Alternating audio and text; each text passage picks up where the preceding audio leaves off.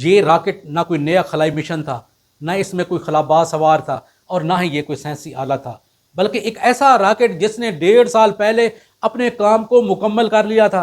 اور پھر 5 اگست 2026 کو تقریباً 4000 کلو وزنی اسپیس ایکس فیلکن 9 کا خالی اپر سٹیج تقریباً 8700 کلومیٹر فی گھنٹہ کی سپیڈ سے چاند کی سطح سے جا کر ٹکراتا ہے۔ ٹکراؤ کا یہ مقام بالکل آئنسٹائن کریٹر کے قریب تھا، اور یہیں سے کہانی کی دلچسپ شروعات ہوتی ہے، کیونکہ سائنسدان جس کو خالی خلائی ملبہ سمجھ رہے تھے، اب وہ سائنسدانوں کے لیے ایک قدرتی تجربہ گاہ بن چکی ہے۔ اس کہانی کی شروعات ہوتی ہے فیلکن 9 سے۔ یہ ایک ایسا راکٹ ہے جس کو بار بار خلا میں بھیجا جاتا ہے،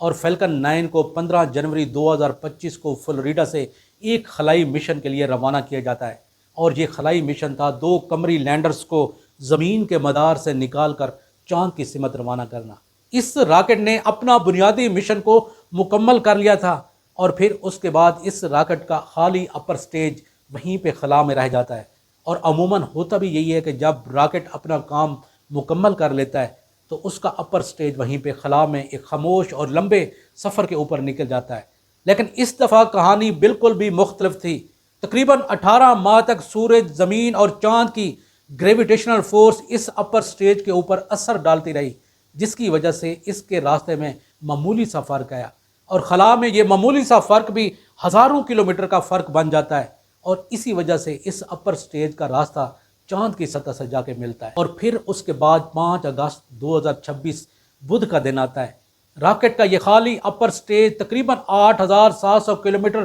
فی گھنٹہ کی سپیڈ سے چاند کی سطح سے جا کر ٹکراتا ہے۔ چاند پہ زمین جیسا ماحول نہیں ہے، وہاں پہ اس راکٹ کو بغیر کسی مزاحمت کے اپنی پوری سپیڈ کے ساتھ چاند سے جا کے ٹکراتا ہے،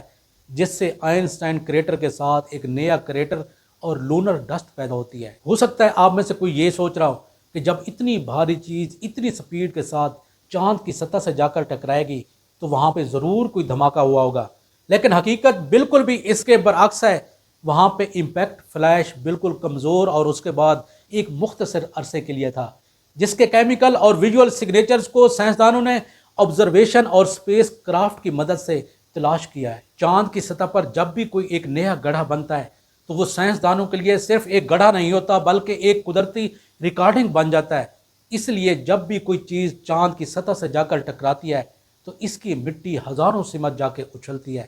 اس لیے اب یہ غیر ارادی حادثہ بھی سائنسدانوں کے لیے ایک غیر معمولی تجربہ گاہ بن چکا ہے۔